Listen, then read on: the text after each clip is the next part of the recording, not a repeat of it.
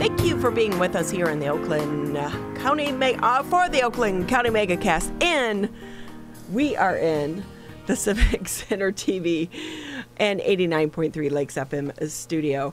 Do you know, some days you go in and like I go to plug in my headphones. They kind of work, they don't work, and then you're fussing with it, and then the music starts, and you're like, whoo, got to get into the show. But it's a great show. Thursday here on the Oakland County Megacast. Thank you, everyone, for tuning in with us. As always, you can catch us on civiccentertv.com, Birmingham Area Municipal Access, Channel 15 on Comcast, Channel 99 on AT&T. If you're out driving around in your car, check us out on 89.3 Lakes FM, 88.1 FM, The Biff.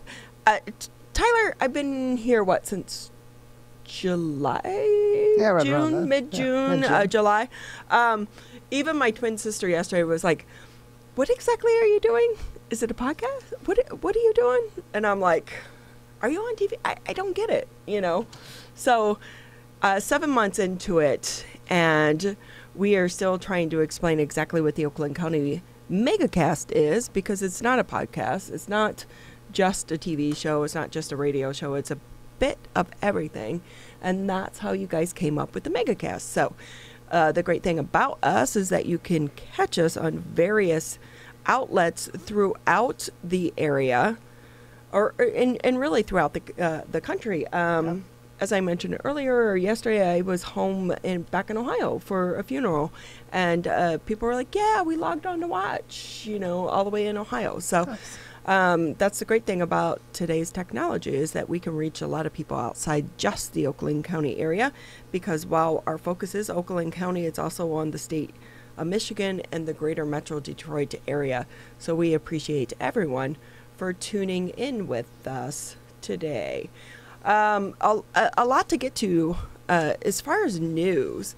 Did you happen to catch the FBI press conference last night? I did not. No, it was happening right in the thick of, we had 2 meetings last night at the same time as we do tonight, so I was not able to see it. I was following along as best as possible on Twitter about that, but it was about as far as I was able to tune in. So as someone who is a former PIO for a federal law enforcement agency, when you see a headline that says FBI doing a 7:30 p.m.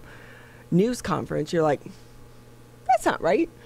Typically, theirs are during the day, and while you try to educate and teach them about deadlines in the news media and what's a good time to have a press conference and what is not, 7:30 at night kind of took everyone by surprise. And of course, the FBI last night announcing that foreign countries are trying to spread false information going into our upcoming election. So a little bit of craziness going on there, but as far as the meetings, and with that, that's one of the things we're going to talk to Debbie Binder with today. Yeah. She's going to be here on the Oakland County Megacast, and of course, she's the West Bloomfield Township Clerk.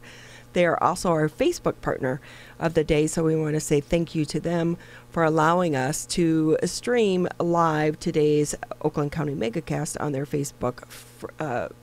Facebook page with all of their friends and all of their followers. Who's a friend? Who's a follower? Who knows?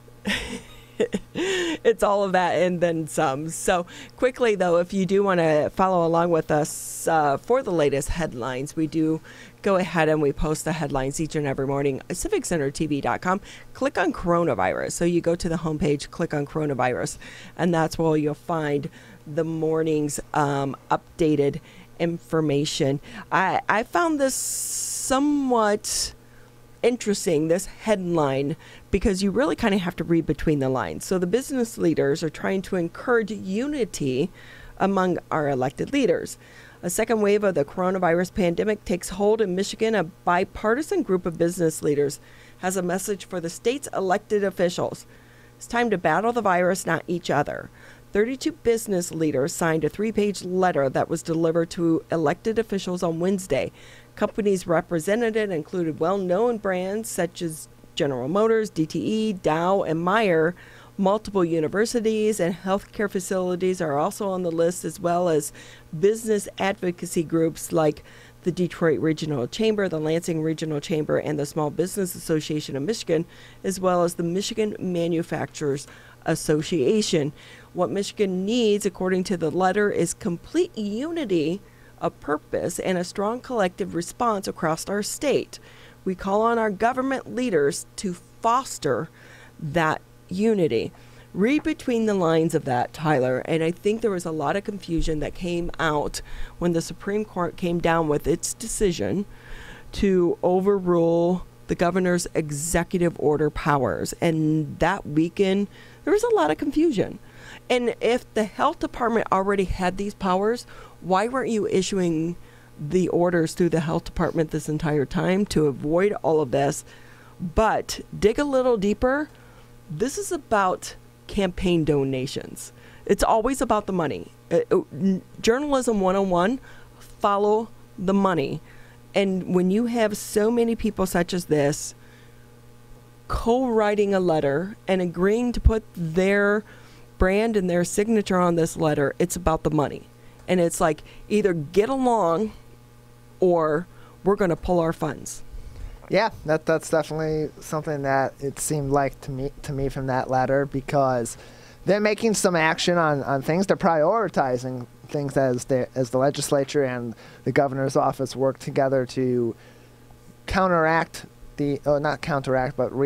to the sudden removal of the governor's orders and put in place some measures at the state level to battle COVID-19 that are not done, of course, as you said, through the health department. And so calling for that unity is saying, kind of read to me also as, do it our way, do it the way that we like, or there's going to be consequences for it that may affect who are our leaders in Lansing. And so you got to kind of think that that's part of it, as you had said, but at the same time, those calls for unity are also, I think, echoed by the general public as well. As the state has to have some sort of response. It took a delayed response to get a couple of key things, such as unemployment, as the governor spoke about yesterday at her press conference, and the Open Meetings Act, which definitely affected several cities in our local area, including your city, Keego Harbor, and who had to move their meeting to this week from last week to avoid any discrepancies there. Same thing with Sylvan Lake. We'll speak to Aaron Lorenz,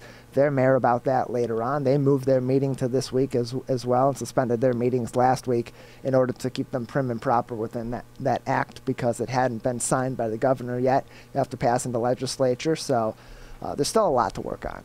You know, I've been lucky enough to travel to Kosovo as a news reporter, and I remember the one thing that came out of that trip was they were talking about the difficulty of getting stability or getting businesses to come into the country because the instability of the government. And businesses don't like that, because they are investing millions of dollars. What they don't want is indecision by our lawmakers. So I really think that is a key factor that is playing into this.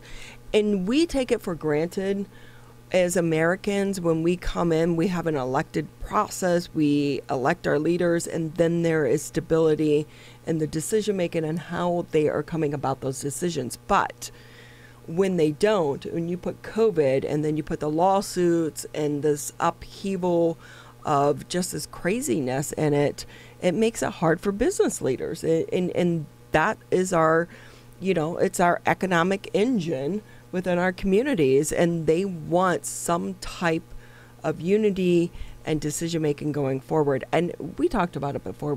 I'm surprised that they didn't have this stuff in place when that decision came down. Yeah, the lack of a contingency plan in the event that the governor's orders under the Emergency Powers of the Governor Act of 1976 did go to the Michigan State Supreme Court and did get struck down, both from the governor's office and the legislature that was fighting for that, or certain caucuses that were fighting for that for so long, that both, not one but both, didn't have a contingency plan of what's going to be the immediate next step. Is frankly shocking, but also not shocking at the same time, considering how our government officials tend to work very slowly, especially in the legislature. But I mean, that 2-week lag period took a toll on a lot of different sectors of our society, government and business, and it's still several weeks away, I would think, from being back to some sort of stability in the state's response to COVID-19, because there was seemingly not a contingency plan there in case these orders got struck down.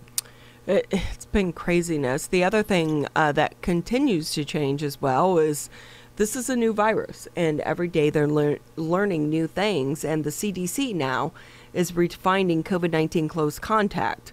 So the U.S. health officials Wednesday redefined what counts as close contact with someone with COVID-19 to include briefer but repeated encounters.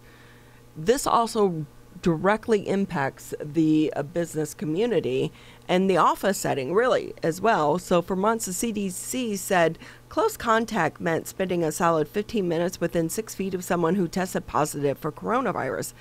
But now the CDC has changed it to a total of 15 minutes or more, but shorter repeated contacts at up to 15 minutes over a 24-hour period.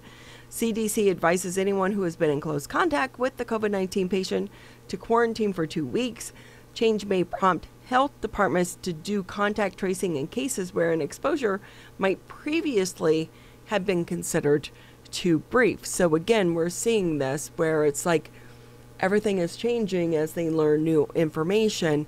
But when you really look at this, as we were just saying, from a business standpoint, this could have a big impact on businesses or people in the office, and that it would almost just isolate an individual into a cubicle.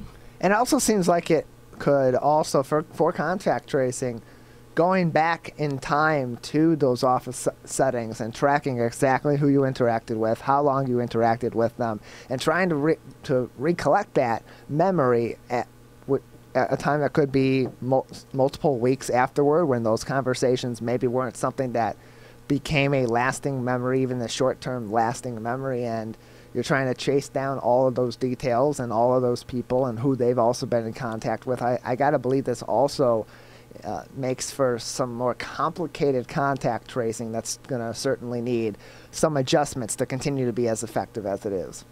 And of course, this information is coming out just as Michigan officials are raising concerns about an uptick in COVID-19 cases associated with religious gatherings. On the state's 393 ongoing outbreaks, many of which are associated with long-term care facilities, 18 of them or 5% have been linked to religious gatherings. Chief Medical Executive Jonay Caldoun said Wednesday the number of outbreaks associated with religious gatherings has significantly increased since September. The outbreaks came as Michigan experienced a record week of 10,241 confirmed cases for the week ending October 17 and set a 7-day average for a daily net cases of 1,463. Keep in mind, the state defines an outbreak as 2 or more cases with a link by place and time indicating a shared exposure outside of a household. There was a lot, but there was nothing new coming out of yesterday's press conference. Yeah. Does that mean anything? Like, can I say that? Like, it was the same old, wear a mask, keep your social distance. Although I will say, why did they keep their mask on after all this time? That was a question of mine too when the governor announced at the beginning of the press conference that everybody that's speaking except for the sign language interpreter, because they of course need to be able to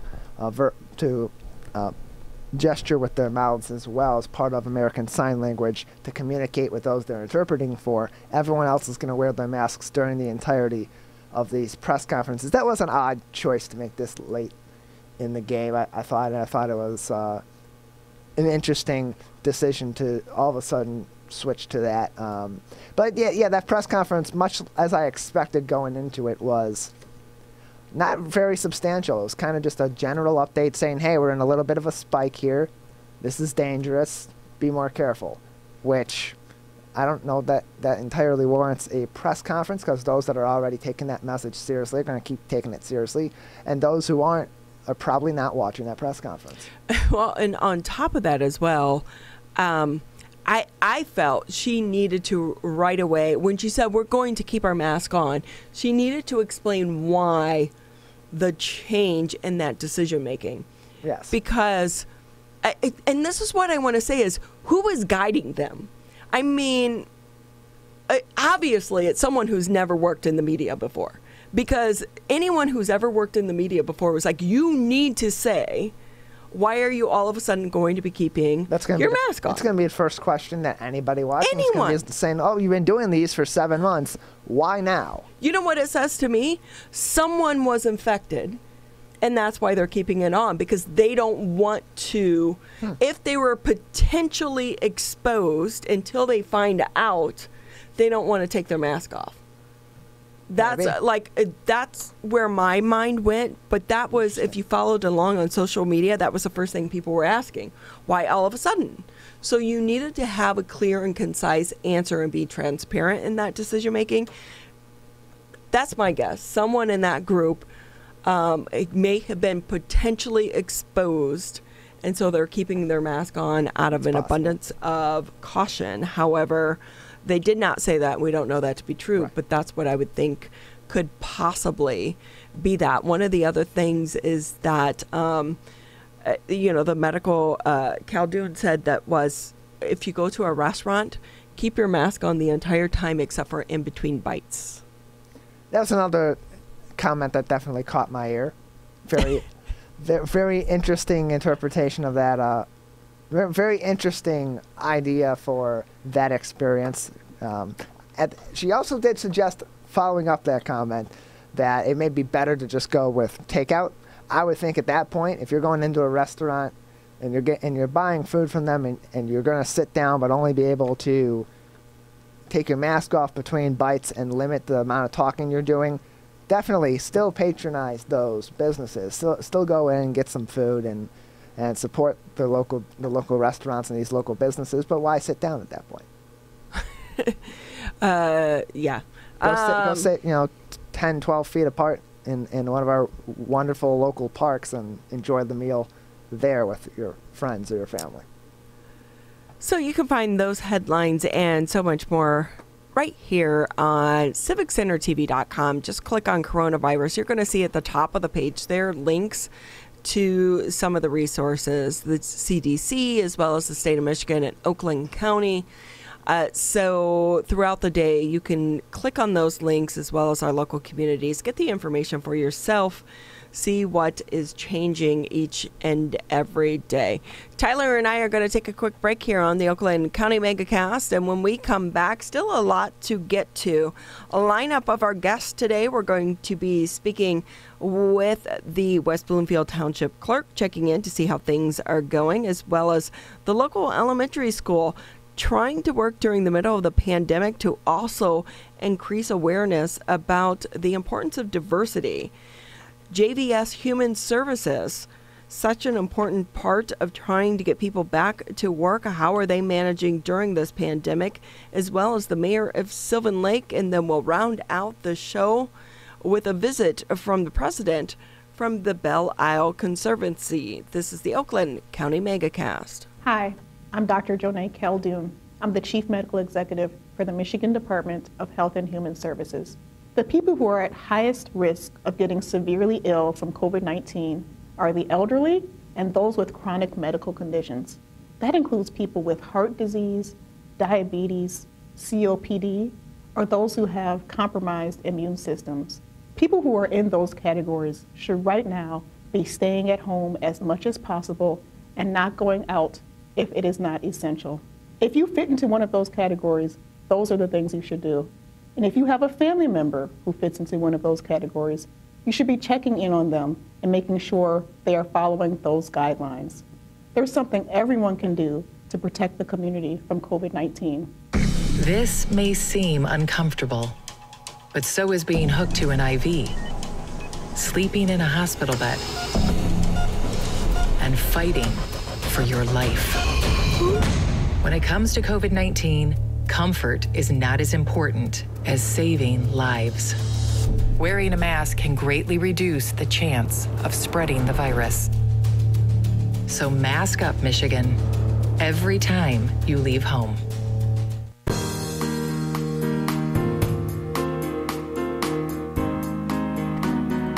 Always great to have you with us here on the Oakland County Megacast. I'm in the studios of Civic Center TV and 89.3 Lakes FM with the one and only Tyler Keefe.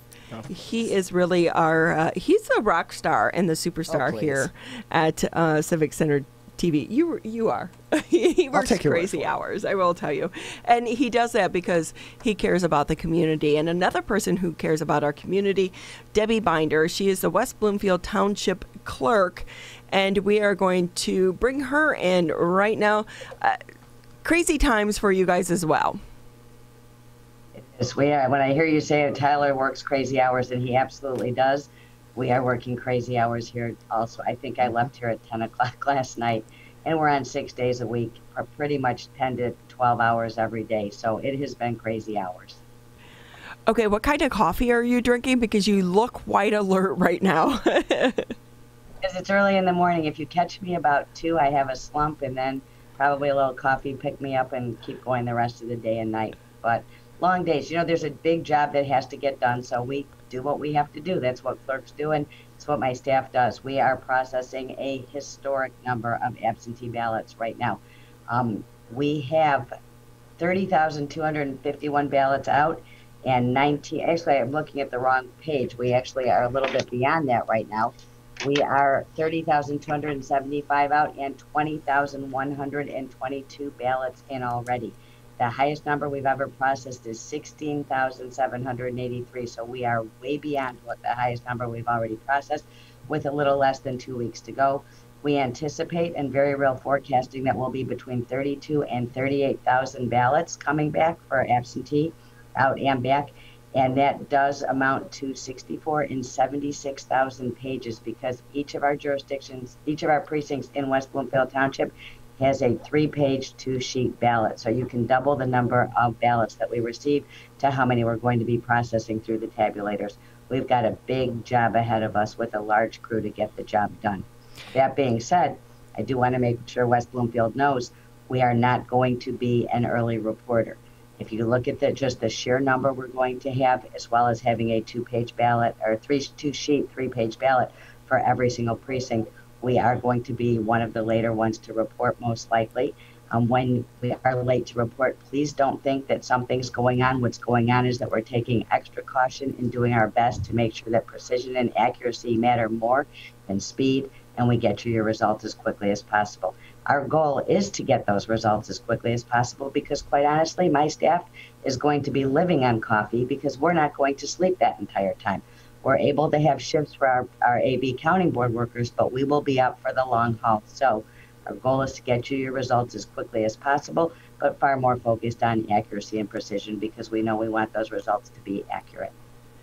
So, Debbie, we have a lot we want to talk about with you today because there's been quite a bit developing news over the past 24 hours. But before I get into the headlines, I did see someone and they had a question on social media, which I thought was a good question. So obviously the state of Michigan has the website that you can track your vote. So if you're doing the early voting, if someone submitted it and they're not seeing it show up on that it was received on that website, should they go ahead and vote in person? And if so, how is that done?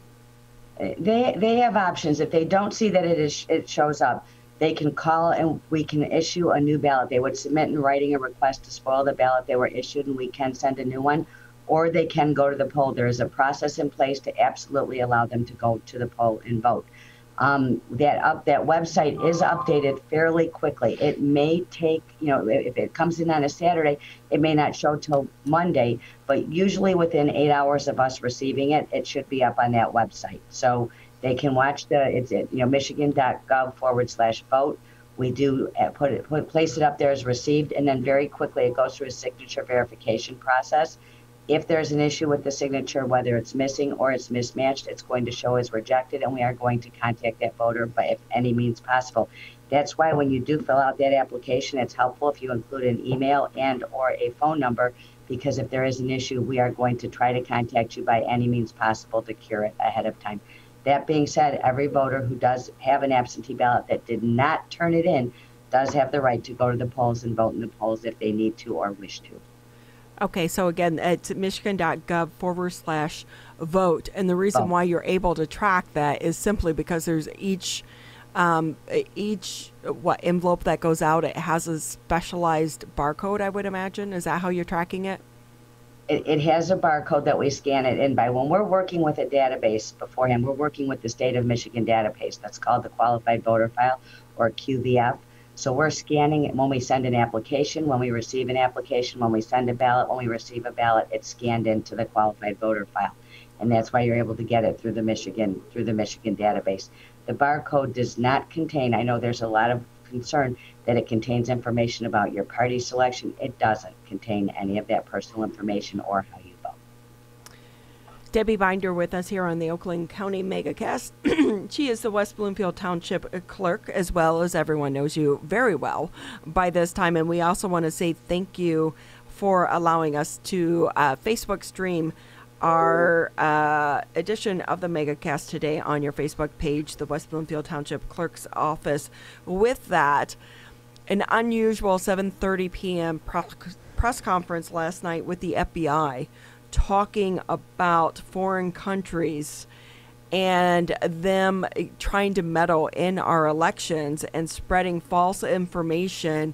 What was your take on that? And I'm sure you were probably still working crazy and maybe didn't catch the full press conference, but hearing the information that came out of that, what was your feelings about that press conference?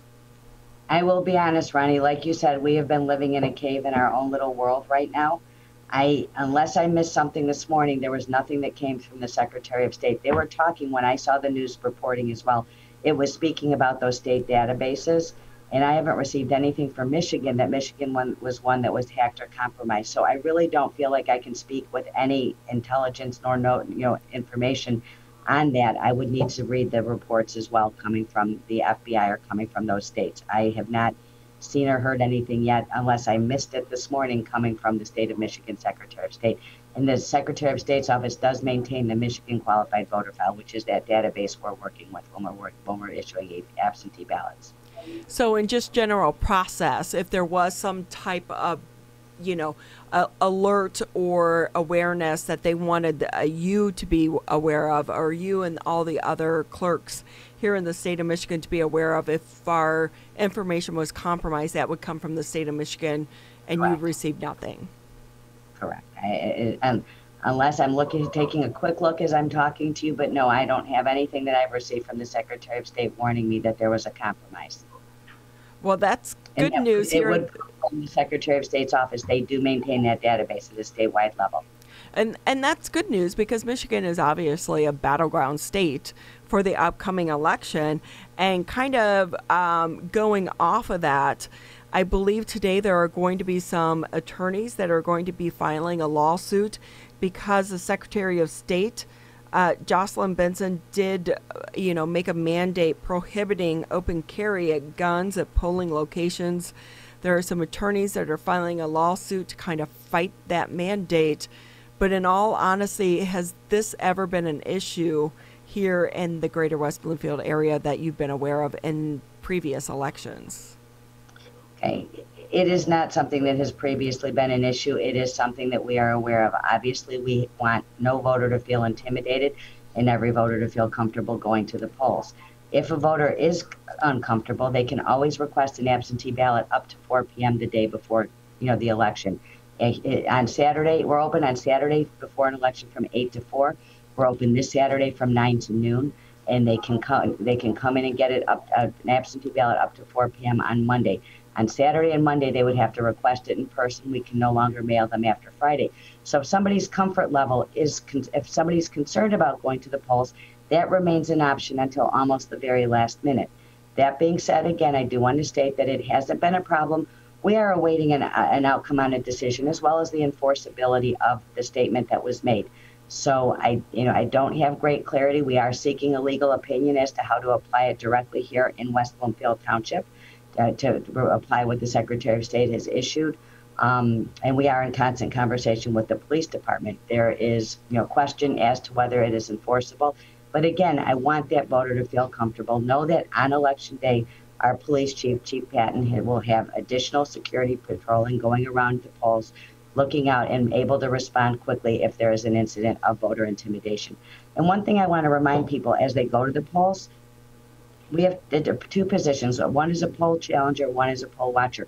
These are not positions that we have as a township. These are people who can be in a poll. A poll challenger is filed with the county, and they have rights on what they can do in the polls. But we also, because they're on behalf of an entity, they do have restrictions that can be enforced. A poll watcher is anybody from the public who chooses to come stand in the precinct and watch it for the entire day if they choose. However, it's important to know a poll watcher has no rights. No rights meaning they can't talk to a voter, they can't interact with a voter, they can't look at anything, they can't touch anything.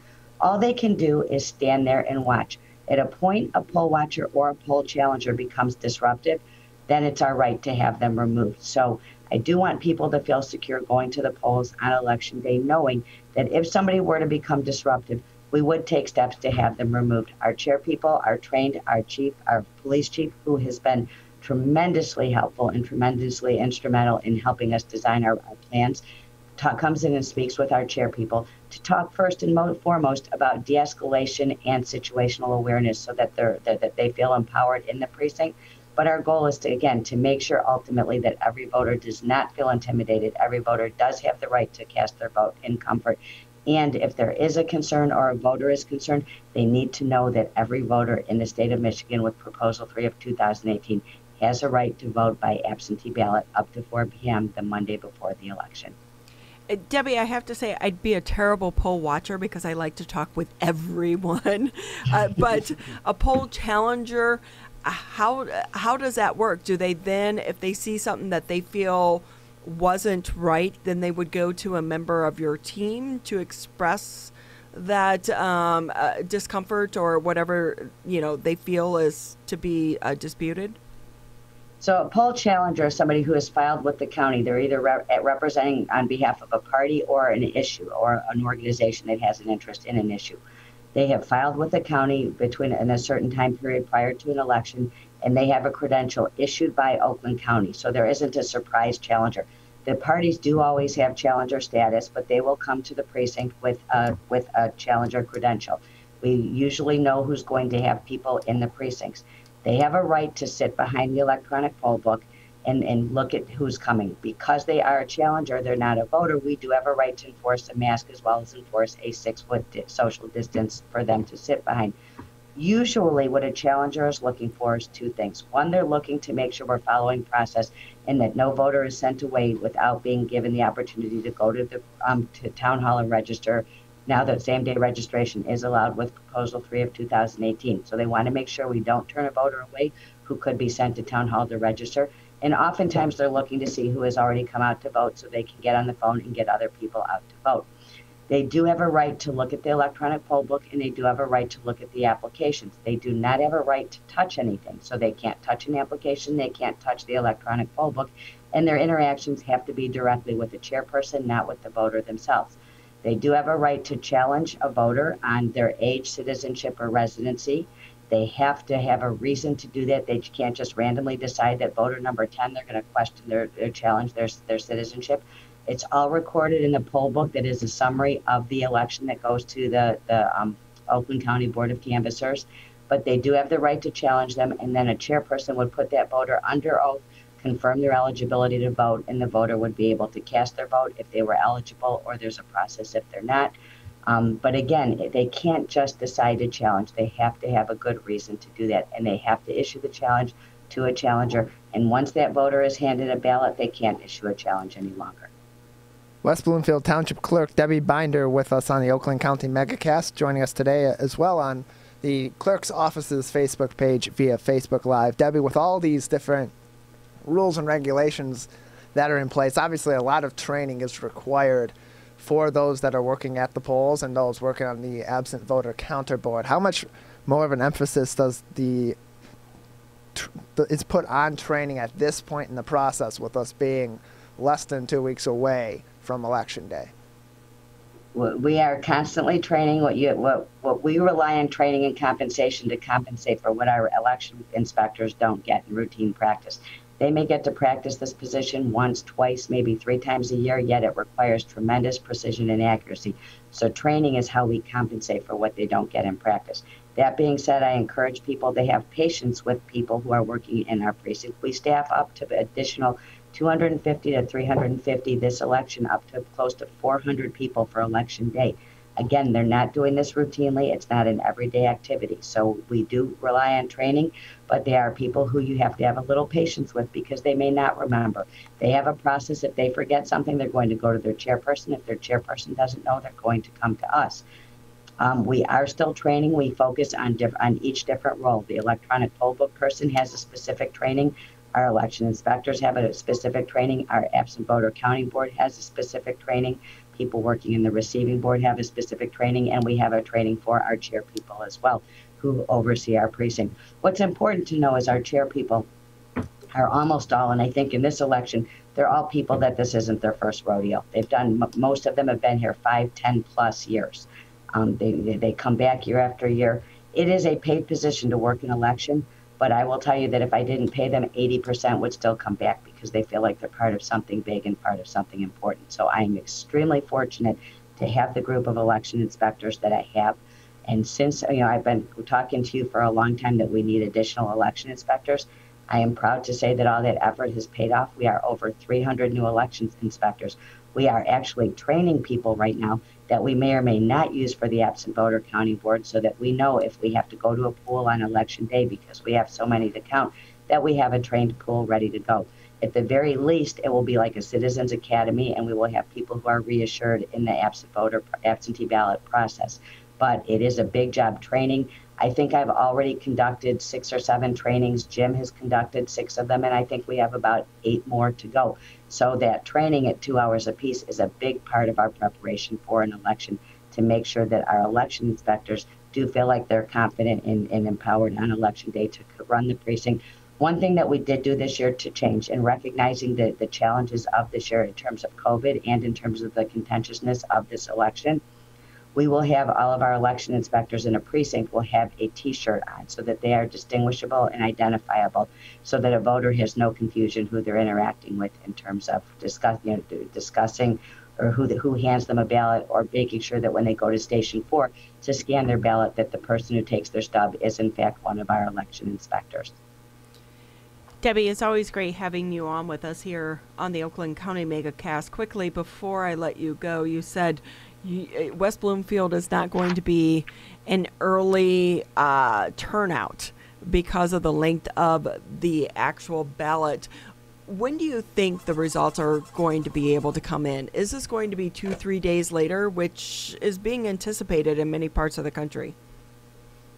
Honestly, Ronnie, as much as I don't have an exact answer, I don't think it will be days. My goal is to have an answer by 3 to 5 in the morning, at the very latest by noon on Wednesday. But I think 3 to 5, we just had a meeting this morning. I do believe 3 to 5 in the morning is realistic. However, I don't want to commit to it and disappoint. Again, it's a monumental task. 16,783 sheets being our record, and we know we're going to be processing 64 to 76,000 sheets this time. It's a big difference. It's 4 times that amount. Now, in August, things were moving very smoothly, and we reported our results by 10 o'clock.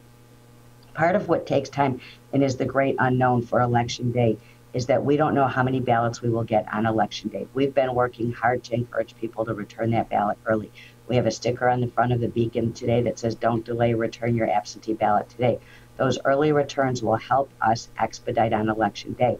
In August, we received 20% of our absentee ballots, which was 3,400 ballots on Election Day. Any absentee ballot that comes in undergoes the same process.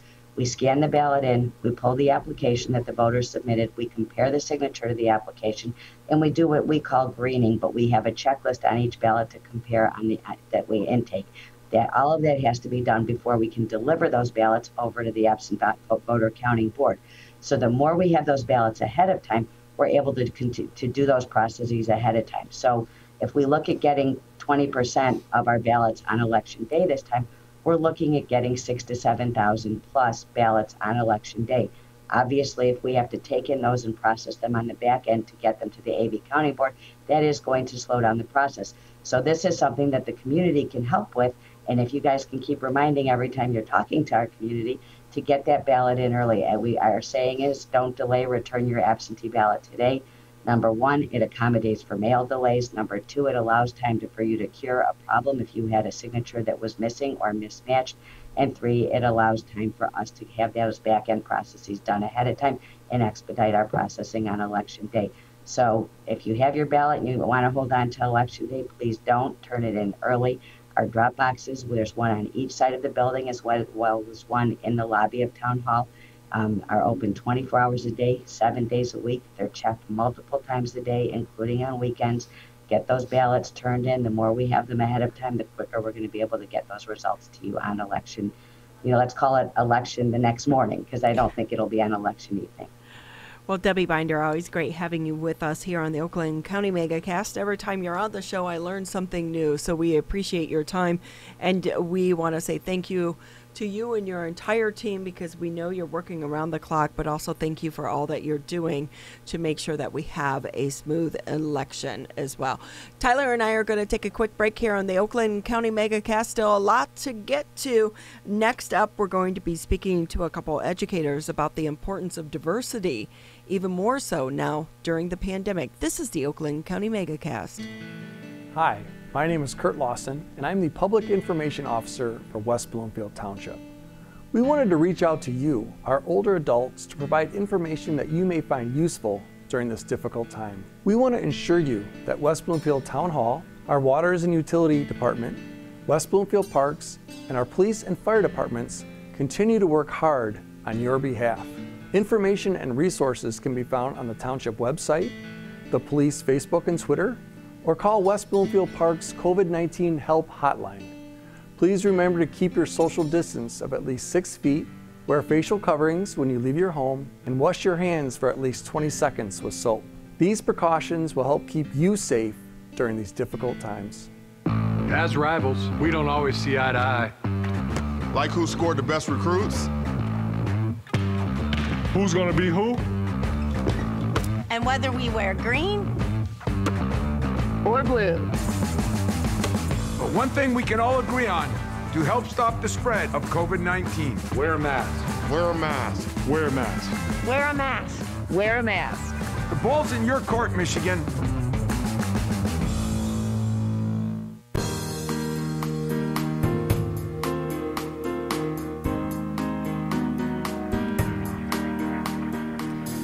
Even in the midst of a pandemic and the COVID-19 crisis, it's important to continue the discussion that we all need to have around diversity and the importance of diversity. And with that, and two of the people that are trying to make that happen in the backdrop of the coronavirus crisis is Sonja James, principal of Sheiko Elementary, along with Shahenda, who is a teacher over at the elementary school as well. We had you on, Principal James, a little bit earlier. We ran out of times. We're happy to have you back on to kind of bring us up to date on this important discussion and how this is working with you in the middle of a pandemic and trying to get kids back to the classroom and focus on learning, how diversity is also playing a part. Well, thank you, and I am glad to be back. Diversity is everything that we do each and every day, and especially in these times where COVID has taken us off our schedules, out of the loops of things, and just trying to bring a sense of normalcy back for our students.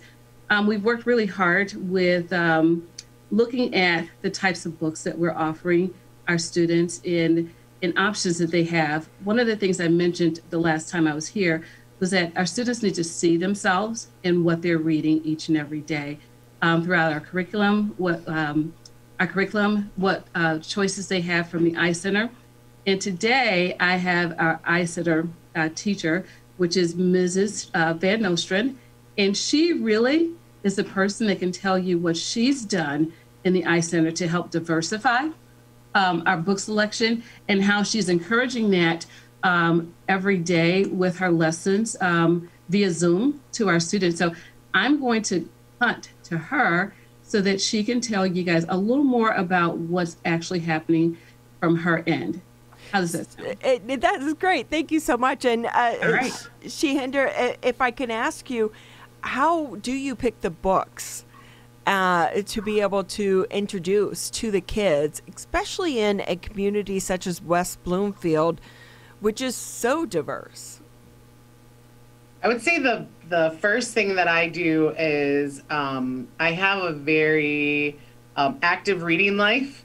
And so for me, a lot of times I'm on Twitter or, using the school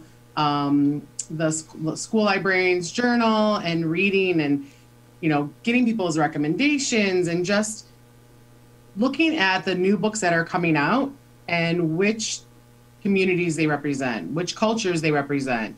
And making sure that when I do end up placing an order, that I include as many different cultures as possible, because our students, Dr. Bishop says we all need windows, mirrors, sliding doors. We need to be able to see ourselves. We need to, be able to see others, and we need to be able to step into other people's lives. And so in order to do that, we have to get diverse books into, the students' hands. Students often will say, wow, I've never read a book that had a character that was just like me. And, I think 3rd, 4th, and 5th grade, that's a huge accomplishment if I'm able to help students get books in their hands that represent who they are and they feel seen. So there's lots of different avenues that I use to find books and make sure that when the orders are placed that they are diverse. I'm an avid book reader as well. There's nothing better than getting lost in a book to take you worlds away. But you're also facing a pandemic in which kids are stressed. They're tired. They're trying to adapt to this world of remote learning. Is this a relief for them and an escape, or is this an additional pile on their to-do list that maybe isn't reaching them the way it would reach them if we weren't in the middle of this crisis? That is a great question, because I feel like, the process that we're going through right now, our 5th graders are placing books on hold. And for them, the students that are looking for those books, they're able to get them right away. And so for them, I think it is an avenue for a release. It's something that they can do and they're enjoying. I would love to say that all the students have a love for reading, but that's not the case. But we're developing that love in students by giving them a variety of books to choose from. I am so happy with all of the authors and illustrators and companies like Netflix that did all of these read alouds with our authors, and the kids got to see the actual author read the book aloud. And sometimes they take that book, and even though, it may be a picture book, they've turned it into something that looks more like a movie. And so I think for some of our readers, those avenues, they are enjoyable. And they are able to find, some peace in listening to an author read a book aloud, or a celebrity read a book aloud, or their teacher or their principal. And so that, I think, has made it fun. I mean, I know that there are teachers that are reaching out and doing, nighttime family read alouds and doing it via Zoom, and the options that we're giving kids in our slide presentations to click on a book and, listen to it be read to them. So I don't think it's another thing to do. In fact, this last week, I gave the students two books and a song as an option for them to listen to that followed our mantra, which was "You are the best." And the feedback, one of the questions I asked was, "What do you want to see more of?" And they were like, "We want to see more book choices." And originally I was like, okay, I don't want it to be a daunting task because, this is their day at home. And I was like, okay, great. That was great feedback. And now instead of just 2 books, I'll have more on the shelves for them to click on and read. So I think I answered the question. I think that kids are finding enjoyment in reading, even in this pandemic, and they are able to laugh and just have fun with books. They are, receiving rigorous instruction in their classrooms, and they're being, they're given time to do independent reading. And I think at home, sometimes we're not setting aside the time for independent reading. And sometimes then that becomes, like one more thing to do. But I really, truly believe that our students here at Sheiko, for the most part, are really enjoying reading and the reading opportunities that are being offered to them right now. How hard is it for you to find authors writing these types of books? How hard is it? Yes. Honestly, I am in the best position right now for the times that we are in. I have, in my 18 years of being an educator, I remember days where when I first taught, I taught in Detroit, and I wanted to get diverse books for my students. And it was so hard. I would go to the library and they're like, well, we don't have books that are organized by just, Black authors. And I was like, well, that's kind of like a thing, right? Like, who are the Black authors? So that was like my first year teaching.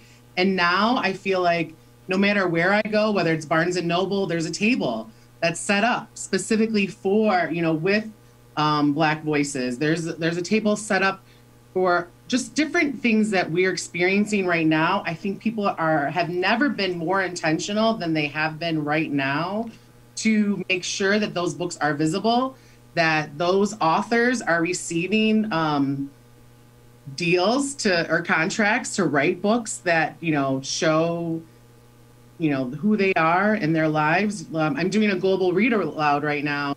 And it's a global effort where educators across the world are reading books by illustrator and author Juanita Martinez-Neal. And she's a Latino, and she has, several different books that I'm reading aloud to the kids. And like this week was La Princesa and the Pea. And even though that's like, a fairy tale that we all know, it's a different spin on it. And there were some Spanish words in there. And it was interesting, I would say to the students, I've done a lot of work to try to make sure I pronounce these right. Does anyone speak Spanish? And a couple of kids raised their hands, and they were you could see a sense of pride in sharing that. And then if I said something wrong, they would raise their hand and say, hey, V really sounds like a B. And so it was I just don't think there has been a better time than now where these books are actually getting published. And it's just, it's awesome.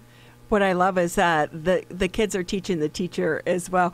Principal James, if we could ask you quickly, what do you see as the future of this program? Where do you hope it goes? Is this something that's going to be long-term? Oh, of course, this is going to be long-term. And I just want to piggyback off of what Shahenda said in terms of our students developing that love for reading and the diversity in terms of the book selection, the author sets that are out there, and the interest level, not just for our ethnic groups, but our genders as well. Books for boys, that's been something really hard for our boys to find books that was of high interest, that would take them to a place that they begin to love reading, or at least open a book, because now I have something to select from that interests me. And I just see this continuing to grow as we're growing in our diverse population. I think the world around us is continuing to grow, and seeing everyone globally instead of just through a select, isolated lens of selections for our students to read. And I just think that it is something that gives them that relief also. Being able to click on an author, a book title, and have one of your celebrities reading and reading to them. Or as we have one of our teachers, he does the Thursday family read aloud, where he's in his home and families are zooming in. So it's becoming not just something you're doing in school, but bringing families together around something that is going to help our students in the long run in terms of just reading and reestablishing that love or excitement for reading, and actually having a book in their hand, something tangible that they can touch, feel, and read along with their teacher. So I don't see this as something that's for the here and now. This is something for the long run, and something that's going to continue to grow. We're joined by Sonja James and Shahenda VanNostrand from Sheiko Elementary today on the Oakland County Megacast, talking about their new diversity and literature program at Sheiko Elementary and an effort that's being made throughout the school district as well.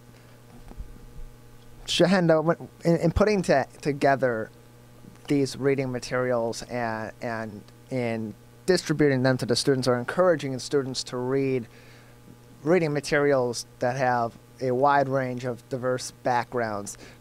How important also is it for students to read from the perspective of characters and authors of different cultures as well? Because so much of learning about our diverse world and diverse cultures is putting yourself in someone else's shoes. So for someone that is a young white boy, it's important for them to learn about the experiences of someone else that's their age, but maybe is a Latinx girl or an Asian boy like themselves. How important is it to incorporate that element of diverse learning and reading into this program for your students across the board? I can say that it's definitely one of our focuses. So our PTO received a grant for through Walmart for diverse books. And so we started there. So the first order that I was able to do was $1,000, and those books went into the classrooms. So, the thing that's most important is that students have free choice when it comes to choosing books. Then it becomes our role as the educator, whether it's the teacher in the classroom or whether it's, the I-Center teacher, to then choose books that give them that other opportunity. So a lot of times students for free choice, they tend to pick a book that is a mirror for them. It's someone that's like them. And then when we're doing read alouds, we make sure to choose books that are from many different diverse, cultures and people. So I think really the most important thing is that as a part of our roles as educators is to continue offering those other opportunities where they have the sliding door that they're walking in someone else's shoes, that they have those opportunities when they may not actually choose it for themselves. And we help them also learn about other voices and have those experiences by modeling it, by reading it aloud to them, by sharing books that we're reading on our own. And, for the I-Center, when I get the new book, I just got a new set of books that I'm really excited about. And I'm going to record a video just doing like a book hype where I'm talking about each book and saying, guys, these are new in our I-Center. I can't wait for you to check them out. Because a lot of what our students end up choosing is what we initiate, what we share with them, what we model for them. When they see us enjoy something, they tend to, give it a try and hopefully enjoy it themselves also. So, I think that aspect of it is really important. We're embedding it in what we're doing in the classrooms, and it's something that's constantly being shared and celebrated, really. Shahenda, if I could just ask you this question, because it's something I even struggle with as an adult, is that whole debate between an actual physical book and the smell of the book and turning the pages versus the ease and the availability of downloading books onto maybe your iPad or iBooks. How are your kids reacting to this new world? Are you seeing a difference at all? Or are you trying to urge them towards the old school, actual book in your hand, turn the pages? To be honest, we know that students are going to do what's the most comfortable for them. And, during COVID, we were really using this site called Epic. And it has a lot of books that they have an opportunity to have them read aloud to them. And so I don't think there's a wrong way to read a book or have a book read to you. I think the fact that they're choosing either to download it or to, have it physically in their hands, that's like personal preference. I think for a lot of adults, like for me, I may be unique, but I do both. So if I have a physical copy of a book and I can download it on my phone, that just means that I'm always able to, it's easily accessible. So that easy access for our students is really what it boils down to for their choice. whether it was because they could only go online that they chose that option. I can tell you right now that, you know, the kids that are super excited to have that physical book are putting the books on hold, and they're asking me about them, you know, when they see me in the hallways. You know, not everyone's comfortable going into the library yet or utilizing the online, you know, putting books on hold. Technology, although we're surrounded by it, people still aren't comfortable with pushing through, you know, when something goes wrong, you know, like just trying to make sure that if something happens, you know, like with the online getting books on, putting them on hold through the library, sometimes, you know, it's not an easy process. So they're going to do what's easier, what's easily accessible. And I don't think there's a wrong way, honestly. Like, you know, there was an article that just came out about graphic novels and how people always look down on them, you know. And we had Jerry Craft, he, you know, won the Newbery Award for his graphic novel, the first ever. So I just think that we're in a world that is changing, and whatever is easily accessible to them is what they're going to read or experience, whether it's read aloud to them. And I think it's all great. I honestly think it's all great because they're still hearing the stories. They're still thinking about the characters. So they're still developing a love of reading regardless of the, you know, the format. And Principal, if we could just bring you in with any last minute thoughts that you want to share with us on this program and where it's going to go from here and the lasting impact that you hope it has on the kids. Well, I'd just like to say thank you for having us back again. And two, you know, the lasting impact is that our students will walk away with a greater love for reading. And we don't see this going away. Our hope is for this to continue to grow. And when the world opens up again, where we are able to do some of the things where we have mystery readers come in, we'd love to have you guys come over and read to our students as well, too. So again, it's just looking for those opportunities for us to have kids read and enjoy what they're reading. Reading opens up worlds of opportunities and exploration, and we hope kids take advantage of it because it really is such a gift. Thank you to the both of you for being with us here on the Oakland County Megacast. Tyler and I are going to take a quick break. We're running a little bit behind, but when we come back, we are going to be speaking with JVS and the Human Services and all the good work that they are doing. You're listening to 89.3 WBLD Orchard Lake, 88.1 WBFH Bloomfield Hills.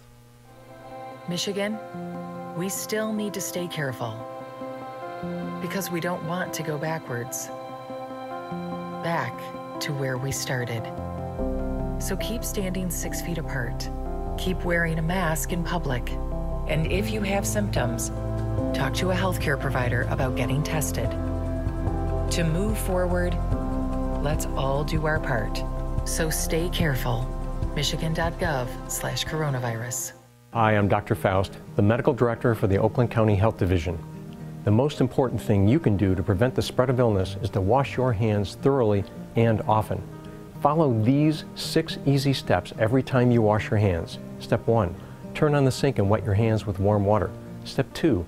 Apply soap to your hands and lather between your fingers, under your nails, and the front and back of your hands and wrists. Step 3. Wash your hands by scrubbing them together for at least 20 seconds. Step 4. Rinse your hands with warm, clean water. And Step 5. Dry your hands with a clean cloth towel, a paper towel, or hot air blow dryer. If you're using a cloth towel, make sure to change it often. For handheld faucets, turn off the water using a paper towel instead of your bare hand. Step 6. If you're using a paper towel, throw it away. Practice healthy habits like washing your hands after coughing or sneezing into them to keep you and others healthy. Go to oakgov.com/health or call Nurse on Call at 1-800-848-5533 to learn more.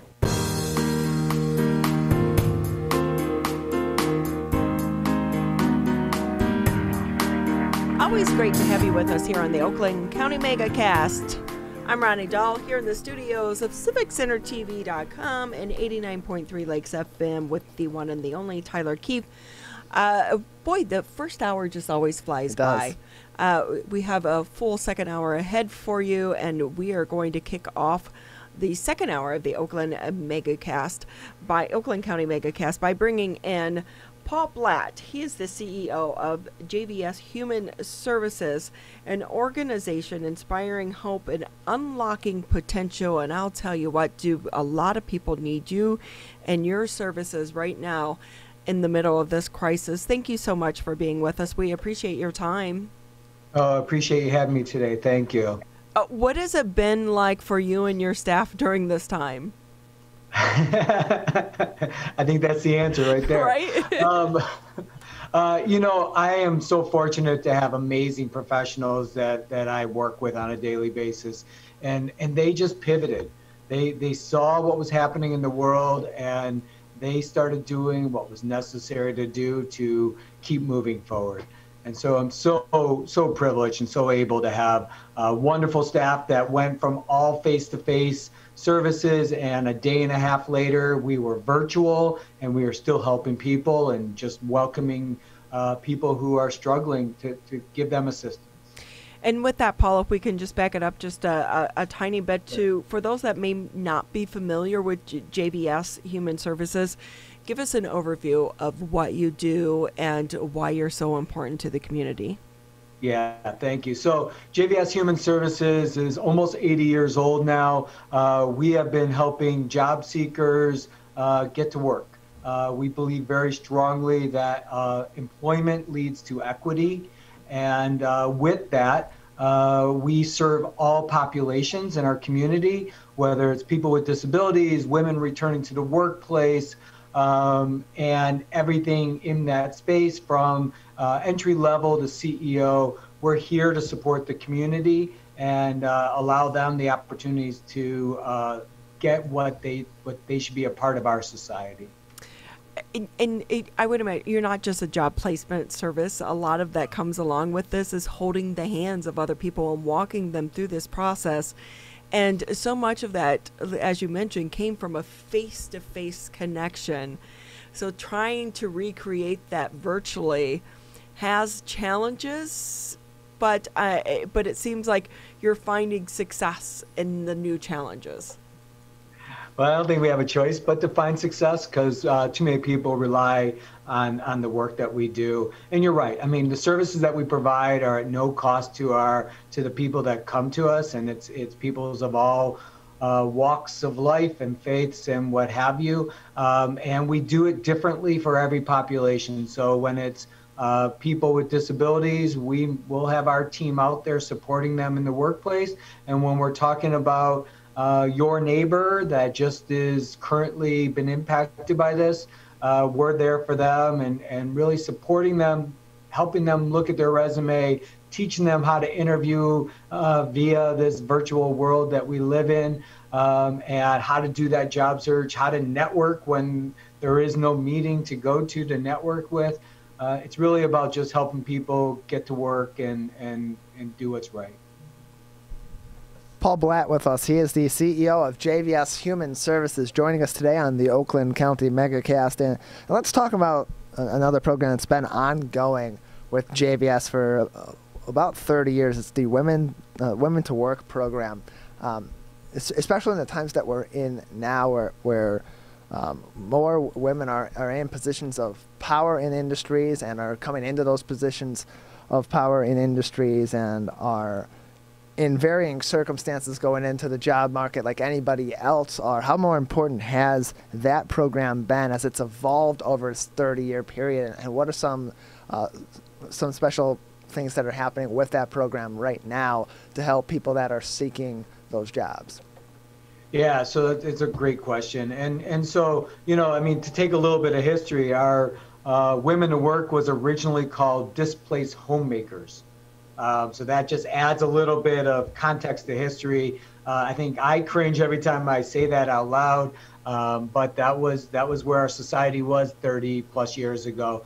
The other thing that we have to recognize is that in the news and what we know so far of the data, women have been more impacted by COVID when it comes to the workplace.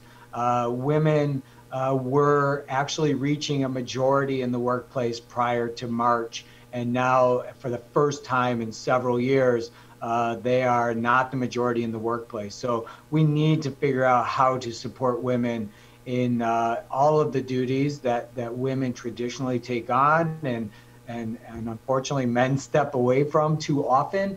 So women in the workplace is so important at this time. So we did the same as we've always done, right? It's about engaging people, helping them find their strengths, providing hope. Right now, our Women to Work just kicked off this past week, and the women in there are just so dynamic and ready to go, doing things while having all the distractions in the back of their home, and preparing themselves to go to work.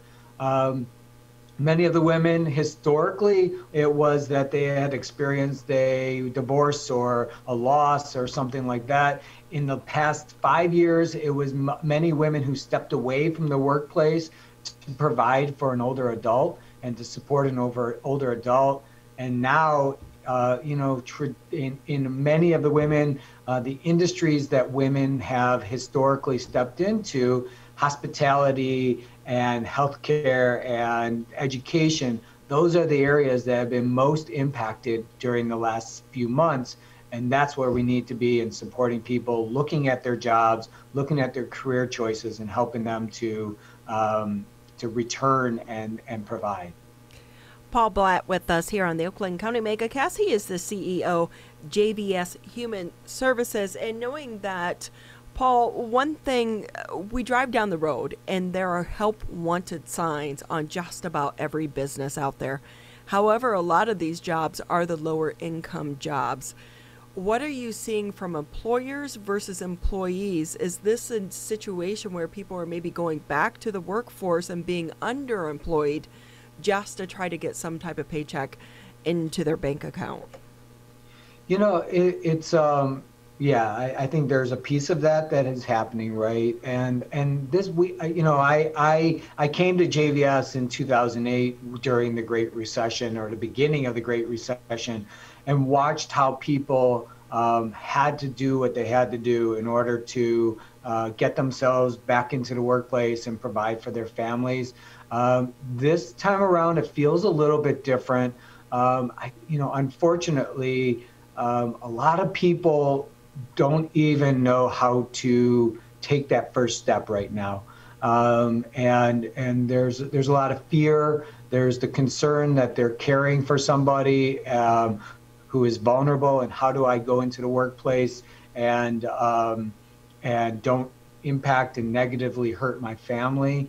So there's a lot of different nuances right now, and that's what our team supports people with, is that just processing, helping them move beyond what is going on, and because so many of us feel like we're paralyzed. And so I think once we can get people activated and moving, then we're going to see less of those signs out there. And it's okay for somebody to be underemployed for a short period of time and then move forward.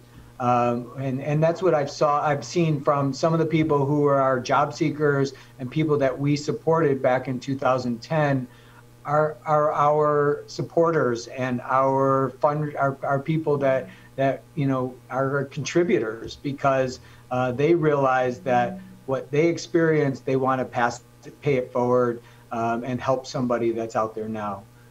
So I think there's a little bit of play out there. And the biggest thing is activity creates and reduces that anxiety. So if people can just start moving, and we're here to help them do that, that's what's going to give them success.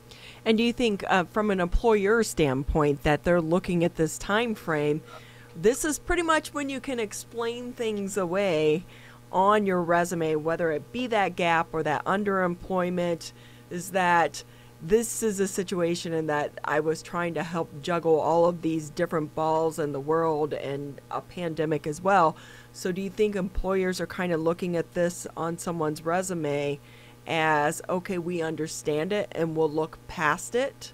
So if you're going to take a step out on the limb and maybe do something different or try something different, and if it doesn't work, this is the time to do it? If you're able to, right? I mean, if you're in that space and you're able to go and do something different for a period of time, an employer, you're absolutely right. Employers are looking at it going, I get it.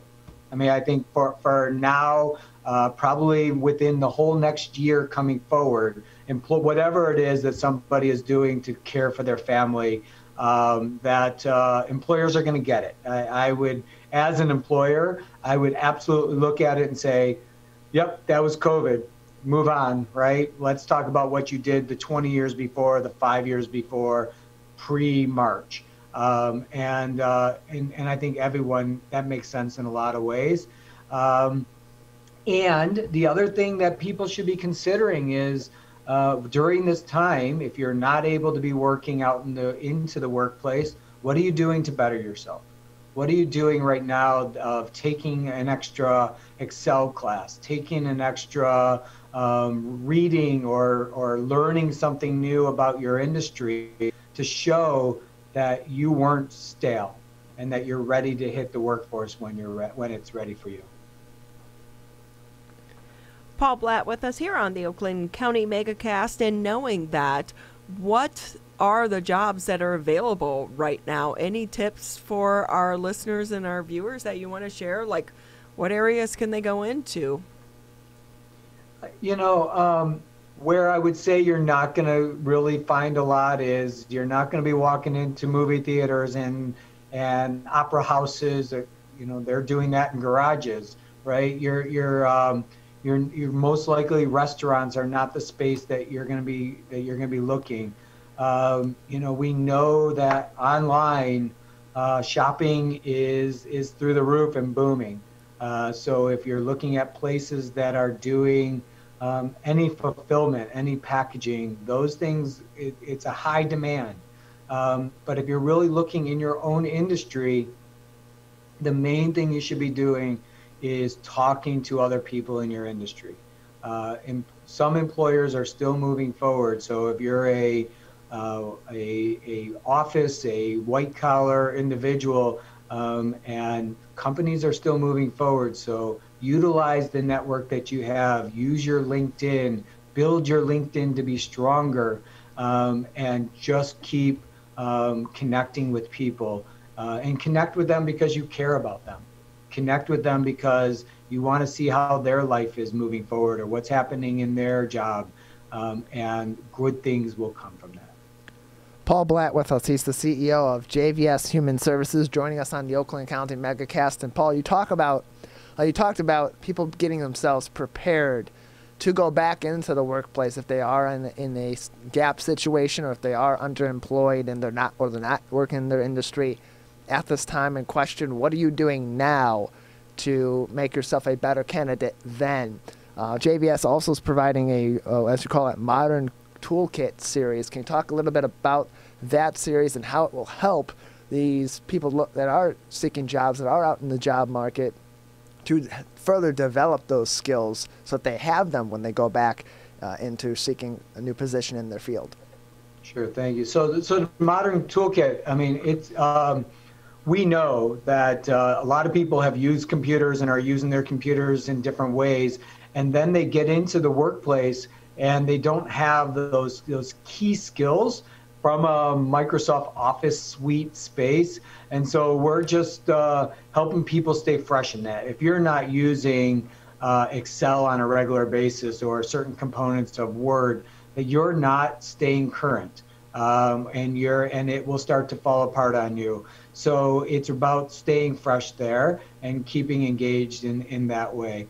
As you're talking to our team and you're calling us or you're reaching out to us at jvshumanservices.org, the other opportunities is JVS partners and operates two career centers, the Waterford, Michigan Works Office, and in Detroit, the Collingwood location with Detroit at Work. So there's also the ability, and people may qualify for new trainings. And so we want people to reach out to us, let us have a conversation with you, and one-to-one individually talking about individuals' unique needs, and we want to guide them in that right space. Paul, quickly before we let you go, are those programs available to anyone, or do you have to sign up for them?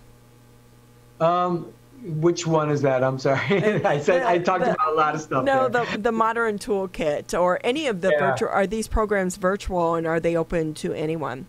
They are virtual. They are available to anyone, and they need to register and get connected. But we will definitely be ready to serve them, and we're able to do that at no cost to people.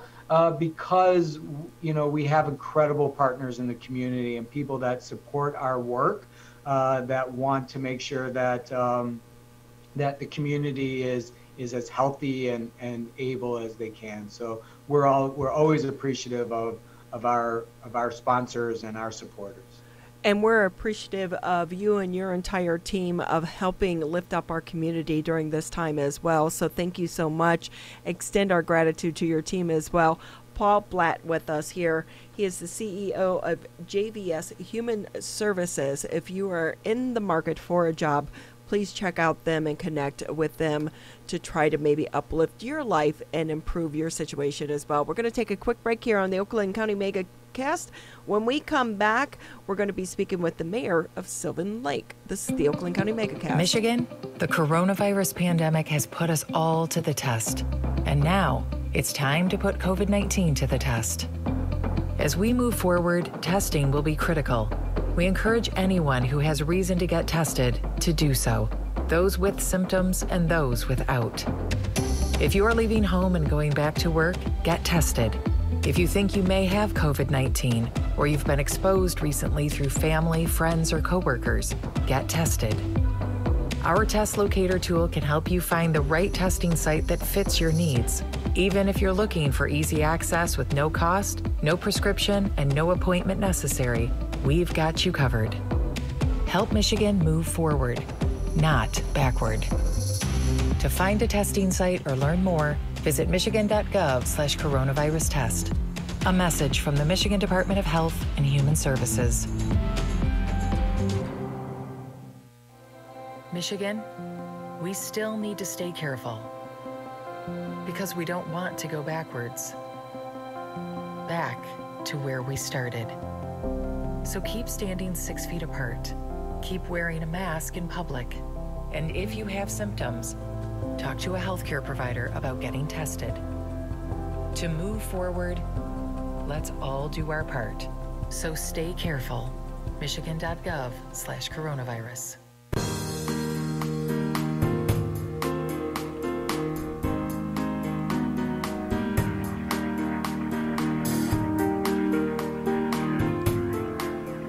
Thank you for tuning in to the Oakland County Megacast. I'm Ronnie Dahl here in the studios alongside Tyler Keefe. You can catch us Monday through Friday, 10 a.m. to noon, Civic Center TV, Birmingham Area Municipal Access. Catch us on Channel 15 on Comcast, Channel 99 on AT&T.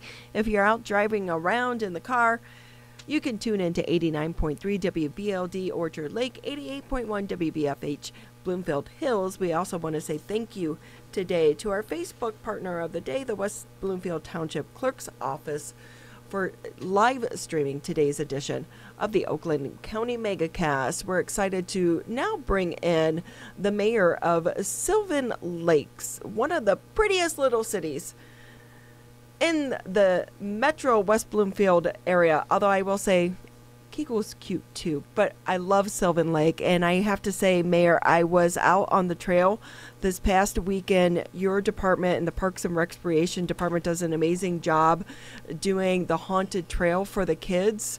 I don't know if you got a chance to swing by it, but what a great event for the kids, especially those wanting to celebrate Halloween during the pandemic.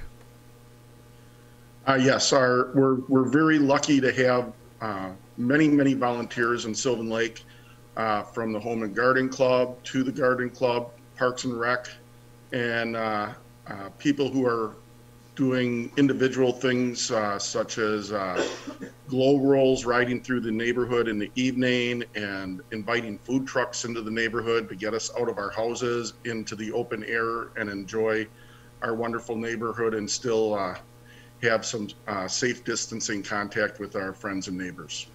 Yeah, the line for, I think it was Petey's, or Pete's or Petey's, the cider truck and the donut truck this past weekend was very long, but well worth the wait. When they said that was the best food truck and donut truck, they were not kidding. Those were some of the best donuts. Can you talk a little bit about the sense of community in Sylvan Lake, because you are a smaller community? Yes, you know, we're about 815 homes. We have about 65 apartments over on the other side of Orchard Lake Road.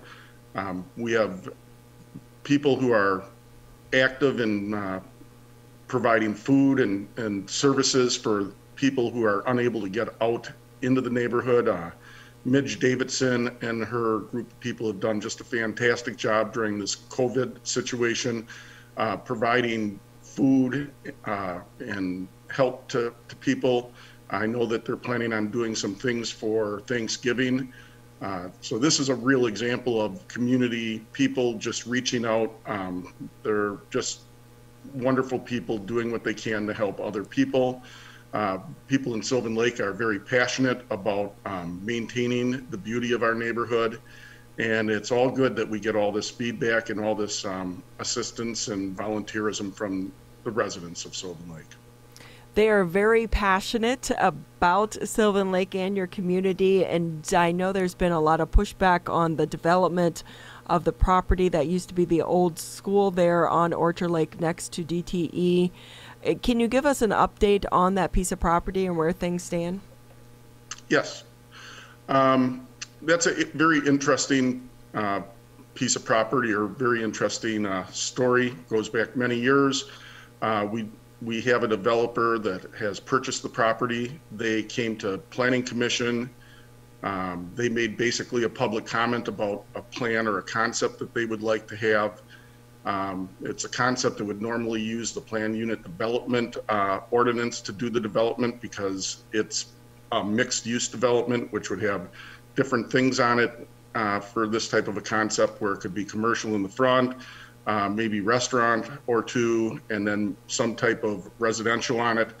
And our ordinance did not allow any multifamily. So going back to that particular point in time, Planning Commission worked on trying to reword the Planned Unit Development Ordinance so that multifamily units might be able to be put onto the property. And then we had a density issue of a maximum of 5 units per acre.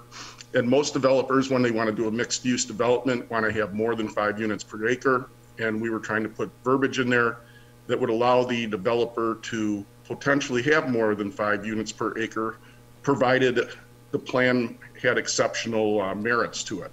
And these can be things like lead engineering, green spaces, maybe what they're doing for the community, like a dog park area, things that might give us reason to go ahead and allow them to have a higher density. And the main idea of this Planned Unit Development Ordinance is to allow a developer to bring the highest and best use to this property and propose it to the city. One of the things interesting about Planned Unit Development proposal from the developer is when they come to the city and say, oh, this is what I want to do. And if the developer comes with a proposal that says, oh, I want to put 300 apartments on here because you allowed me to have more than 5 units per acre, the city doesn't need to accept this proposal. We can simply say, our maximum density is 5 units. We don't see that your plan meets the merits of this higher density, and we're not going to allow it. We need to go back drawing board and discuss it some more. And so where the proposal is made to the city on a plan development proposal. It's more of a negotiation at the start until you finally get to what everybody agrees to, and hopefully it does provide the highest and best plan for the property. What we ended up doing with this at the end of the day, because it was zone community service at the time, the developer came to us and said, hey, I want to have a possibility of either selling the property or getting it developed more easily. And for that, I would like to have it zone C2. There were a lot of things like tattoo parlors and other odds and ends that, you know, we weren't really interested in having in the district or on that area. And fortunately for us, the developer made some exceptions and said, okay, I want C2, but I'm going to take out all these different uses. So we finally ended up rezoning it C2, and it makes very good sense that it's zone C2 now because it's situated between a Bloomfield Township piece of property, which is zone light industrial, and on the other side of it, we have fast food restaurants, which are zone C2. And then on the back side of the property, we have what's the rails to trails. So we've got 60 feet between the back of the residential houses. And then this type of a C2 arrangement makes it very clear what the setbacks need to be on the property. So if they want to develop it, now they can more easily do it under C2, but chances are it will still be brought forward or brought back to the city, probably as a mixed use using the planned urban development ordinance. So we'll see what goes on. I'd like to let the developer come back to the city, make meetings with residents at the community center, get feedback and interaction between the groups, and help and make sure that everybody understands what's the highest and best use for the property, and for the developer to understand the concerns of our residents.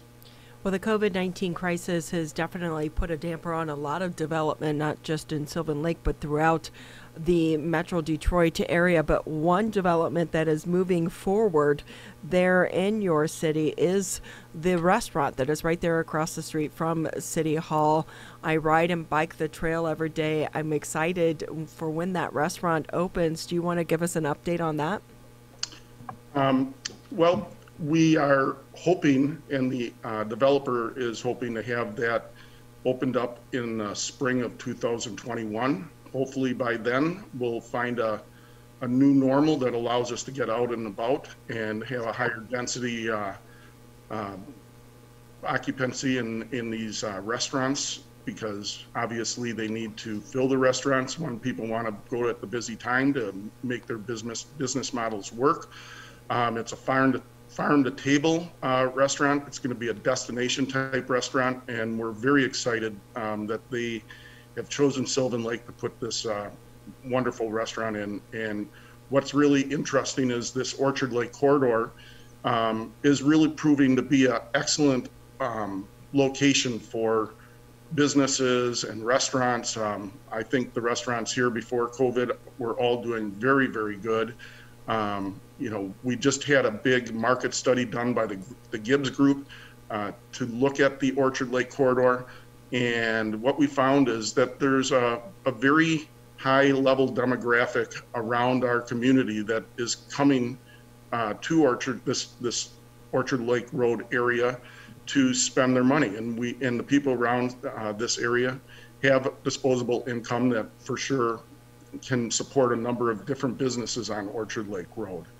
One of the interesting things about Orchard Lake Road is this little section has Bloomfield Township on it, Pontiac on it, West Bloomfield, Kegel Harbor, and Orchard Lake. So, you know, we're working on our master plan right now, and we're reaching out to other communities to try to form a coalition to try to get together and talk about how we make this corridor more inviting. Interestingly enough, when the Gibbs Group did their survey of the business district in Sylvan Lake, it was found that we only have a 6% vacancy rate along the space on Orchard Lake Road versus the 9% that is the standard rate for nationwide in a suburban market like this. So a lot of people are always saying that there's there's a lot of vacancies on this Orchard Lake Road, but I don't think a lot of times we don't see the positive things, we only see the negative things. And this is a very, very great area to come and put your business in. And we're very happy that the Sylvan Table has decided to make a location across from City Hall, and they've got greenhouses and space, and they're gonna have outside dining. And it's gonna be a great addition to the dining corridor of Sylvan Lake and Kego Harbor and Orchard Lake. So we're very excited to have them here.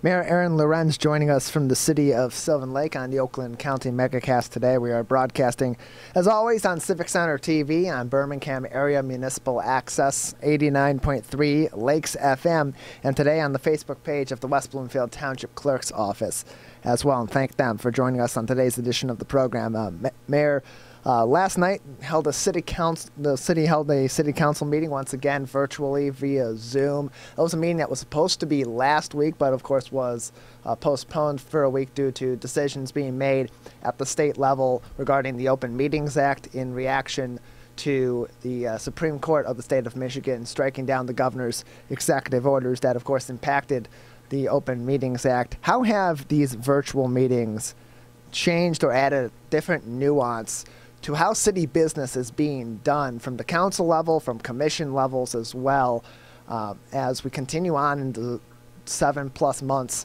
of the pandemic? Well, at the council level and the planning commission level, I think it has, we've transitioned into using Zoom meetings, and it's very productive, and it's great that we have these streaming opportunities to communicate with each other. I'm sure we've all done this with family and friends and business at this point. For the community, I think it's very frustrating because, they like to come to the meetings in person if they want to make public comment. And, when you only come to a meeting once a month on a Zoom meeting and you're not really familiar with the participant bar at the bottom and how to raise your hand and how to unmute your mic.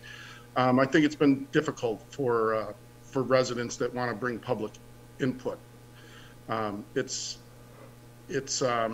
when you have certain agenda items that are controversial or important to the city and the people in the city, I think it's very important that we hear from all the residents so we can listen to the residents and use their input to make our decisions that are going to impact the future of our city. So I think we're all cognizant of that, and we've been very, very, I think, conservative in our decision-making processes during this time so that we are assured going forward that, if we want to reopen a subject, we can when public input is easier to come by when we get back to the point of open meetings or some new normal.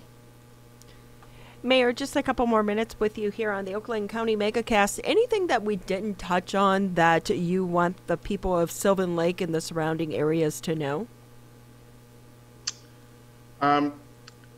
Well, just that we're constantly, working to improve our city. We've got things on for example, last night at the meeting, we took input from residents regarding opting into the cannabis industry, and took input from the people that were on the meeting, and they emailed into the city. This is a subject that some people believe is going to bring income to the community. Some people believe it's going to help improve the Orchard Lake corridor. This is a good example of, I think it's good to be conservative at this time and see how things develop.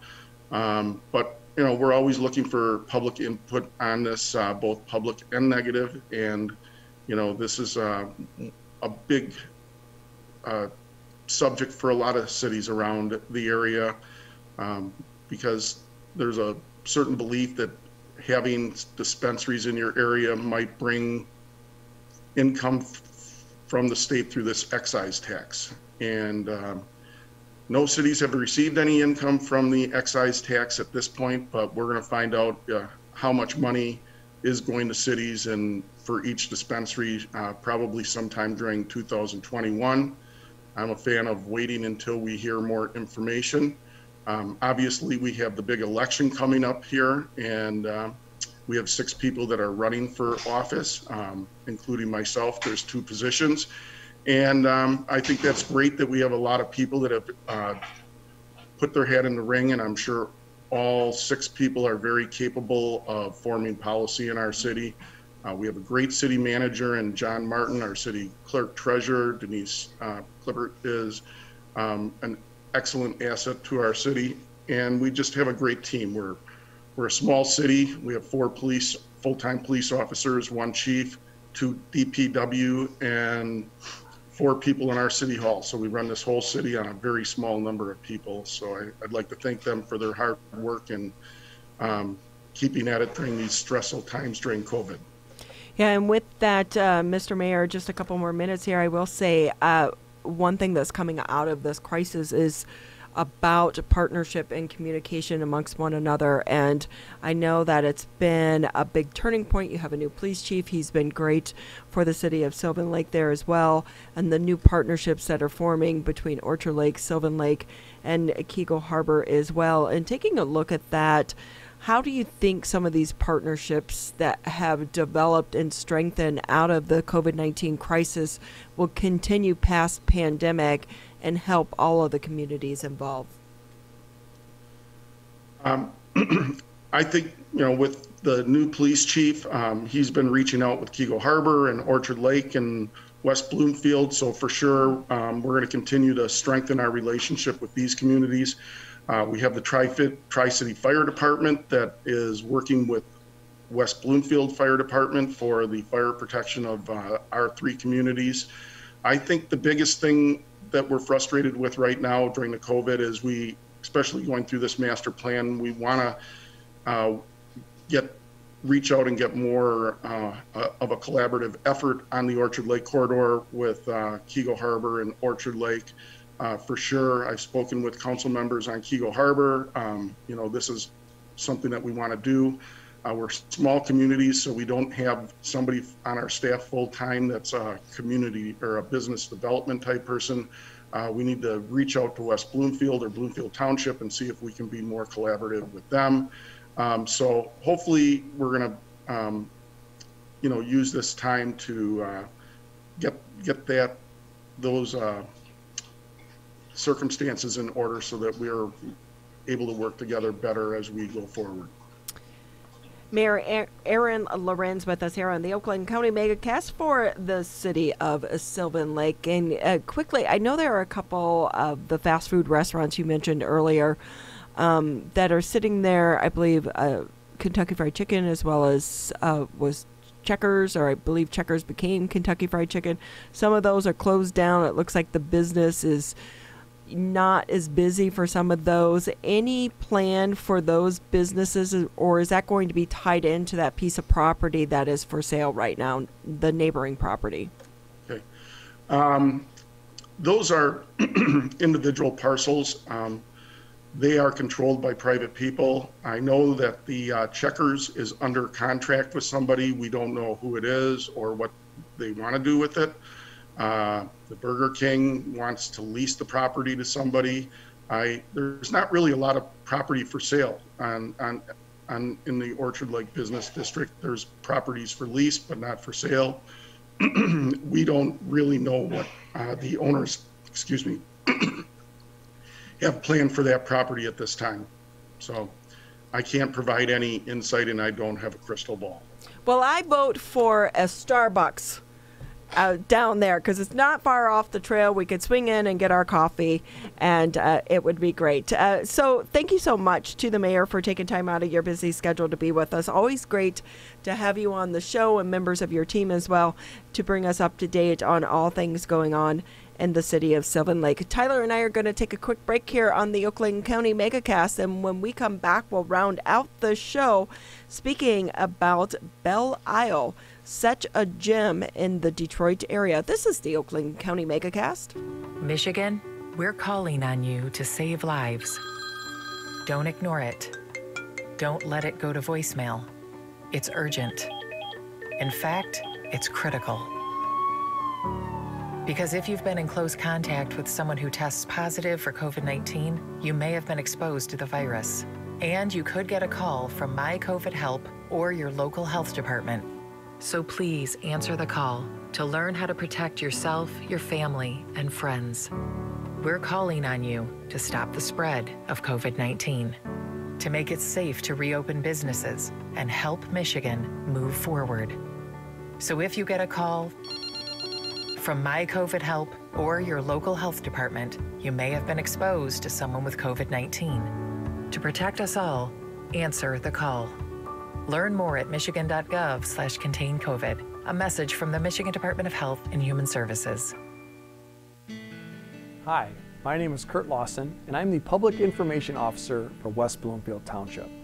We wanted to reach out to you, our older adults, to provide information that you may find useful during this difficult time. We want to ensure you that West Bloomfield Town Hall, our Waters and Utility Department, West Bloomfield Parks, and our police and fire departments continue to work hard on your behalf. Information and resources can be found on the Township website, the police Facebook and Twitter, or call West Bloomfield Park's COVID-19 Help Hotline. Please remember to keep your social distance of at least 6 feet, wear facial coverings when you leave your home, and wash your hands for at least 20 seconds with soap.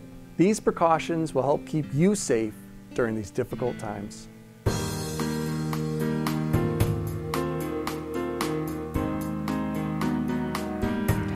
Just about 15 minutes left here in the Oakland County Megacast, and we're excited to end the show with our next guest. For so many of us, Belle Isle is an escape like no other. It is a beautiful, beautiful piece of property that is such a gem here in the Detroit area. 982-acre park. Always such a pleasure. Even though here in the West Bloomfield area we are surrounded by parks, when you go to Belle Isle, it transports you away. We're excited to have with us today Michele Hodges. She is the president of the Belle Isle Conservancy. Thank you for being with us. We appreciate your time. Ronnie, you did your homework. I'm impressed. 982 acres. Not many people know that. Although when we had flooding this summer, you couldn't say that. It was much smaller. Right. Well, I've been to Belle Isle many times. And even when I was working downtown, there were days that I just needed to escape people and things, and so I would just go get lunch and take it out to the park and sit there and enjoy the beauty, because it is beautiful, and especially I love it in the fall time. Well, I can't tell you how much joy that gives me to hear you say that, and how much it just increases the commitment that we have towards our mission, because it is so important to the quality of life of so many. It's where you mark life's moments and where you find joy. So thank you for manifesting that. You're very welcome. And so many other people are manifesting the same exact feelings and sentiments that I do as well. And I know that there was a little bit of a contentious time when the park was turned over to the state. But I have to say that since the state is over the park now, it's beautiful. There seems to be less trash, because it would break my heart to go there on a Monday morning and see the amount of trash left over from the weekend event. And it seems now, it's back open, it's going back to its glory and back to the park that everyone can enjoy. And for those that haven't maybe been out there to the park, and I would say 10 years, they have to go. And for those that maybe haven't been, what would you say that they need to visit? Oh, goodness. So we've had more than 4 million people coming a year, and even more during the pandemic. And it has a pedigree in so many categories. If you're an architecture fan, we have Albert Kahn's and Cass Lewis's and Saarinen-inspired structures and George Mason. They're really quite remarkable. If you're into nature, there's more than 260 acres of flatwood mesic forest, and you can see the eagle soar ahead. You might even get to see an osprey or a beaver or a snake. It's really quite a wonderful experience. And then just the historic and cultural tradition, just imagining what's happened prior to your arrival on the island, right? The fact that Prohibition played a role there. The Canadians knew, get the hooch to Belle Isle, right? And we'll get it to the Detroiters. The Underground Railroad, it was known as Midnight, so that slaves could get to the dawn, which was Canada and freedom. So it's powerful on every level, and there's so much to see. And if somebody wants something this moment to do that's very present time, we just opened up our fairy door exhibit. So there are about 15 or 20 fairy doors on the conservatory and aquarium grounds right now that have all been done by our teammates, and they're wonderful. So get on our website, belleisleconservancy.org, for details, and come check it out. For all ages, even somebody like me enjoyed it. You don't have to be a little munchkin. I love that. My brother has a fairy door in his yard, and they are cute and they're adorable. But there are some things that are closed down right now because of the pandemic, correct? That's correct. The aquarium is not open to the public at the moment, although we're grateful to Blue Cross Blue Shield of Michigan, who gave us some funding to open it up to some of our immunocompromised and senior citizens, to give them an opportunity, and that allowed us to pilot some of the methods that are going to be necessary once we do open to the public. We're hoping in the coming months to be able to do that. The conservatory is not yet open, but we should focus on what is open, and that is the Belle Isle Nature Center. They are slowly and safely reopening. They're very committed to that safe experience. So come experience all the native species and learn a lot about the wonderful things that you'll actually see on Belle Isle. And in fact, some of the fallow deer, the white albino deer that perhaps you and I saw when we were younger, and aren't on the island anymore, they're at the Belle Isle Nature Center. And then the Dawson Great Lakes Museum is open too. So, and then just the park itself, the beautiful views, many of the roads have been repaved in the last month or two. So bicycling is a wonderful experience. So you just got to show up, basically, and you'll enjoy it. Bring your picnic basket. Michele Hodges with us. She is the president of the Belle Isle Conservancy, joining us today on the Oakland County Megacast. Michele, as we've been in this pandemic for over 7 months, we've seen all throughout our local area in different parks departments, including in Oakland County's Parks Department and Michigan State Parks, that they have experienced an increase in visitors over this time as people are looking for somewhere to recreate that is outside, that is safe, that is a wide open area. Has Belle Isle experienced something of a similar nature across the board at the park? Dramatically, Tyler, without question. I mean, we're really anxious to see what our numbers are going to be this year, because in the past they've been 4 million. So, and we think it's going to be considerably more than that, which has also increased the pressure, from a funding and management standpoint. Ronnie mentioned trash earlier, that's been a challenge. So yes, we've had to summon our best selves to come to the table and, celebrate the good news that people are visiting their parks, and hopefully that'll be a pattern that continues, but also working through the problem solving that brings to the table too. I know our riverfront peers and teammates have experienced the same thing. So it's one of those great news, somewhat bad news stories too, but we're getting through, which is the good news. One of the things with Belle Isle is you rely on a big group of volunteers. So many people are so dedicated to the park. How have the volunteers been during this pandemic? Because I would imagine typically a lot of the volunteers are a little bit older and seniors, immune compromised, so they've stopped doing their volunteer work. Have you seen a shortage of volunteers? And if so, how has that impacted some of your programming? Yes and no, Ronnie, you're right. Volunteers are so important. In fact, I bow to them. I mean, it's amazing what they bring to the table, and we would not be where we're at now without them. They play key structural roles. So you're right. We're working with them closely to determine what their level of comfort is and what the methods are going to need to be in order to make them feel safe and to ensure their safety once they come back to the aquarium and the conservatory to serve as curators and greeters and the like. But I will say that we have a Keep Belle Isle Beautiful campaign, which includes a number of cleanup days. And our last one, we're going to do one more before the end of the year. Those folks are amazing. I mean, we've pulled out more than 4,000 pounds of trash thanks to their efforts. And I'll see people come with the biggest smiles on their face. They'll have this just hideous bundle of trash in their hand. I mean, it might even be a baby diaper. And they've done that for us, for our community, for our park, and have still managed to enable us to meet our goal for the year, because we measure our trash and we measure the number of volunteers. So In some ways, it's been a challenge. In other ways, they've just really come to the table and stood tall like soldiers on behalf of this park that we all know and love. What is the update going on with the Boathouse and the Yacht Club? Can you bring us up to date with that piece of the property? You know, another great example of incredible volunteers and people who are so mission focused in their thinking. We have a very active rowing club that's housed out of the Boathouse. More than 700 rowers a season come in and out of there. They're in the midst of a master planning process with the Smith Group to determine what the future of that site is. It won't be an easy lift. At this point, we're looking at least $40 million to restore that building and ensure its ongoing viability. Detroiters are committed to that, though. It's an important part of the our archival memory of the community and of the island. And the Detroit Yacht Club, similarly, is vital and has a strong membership that's enabling it to get through this pandemic despite all the financial challenges. They've also created their own foundation to address the capital needs at that building.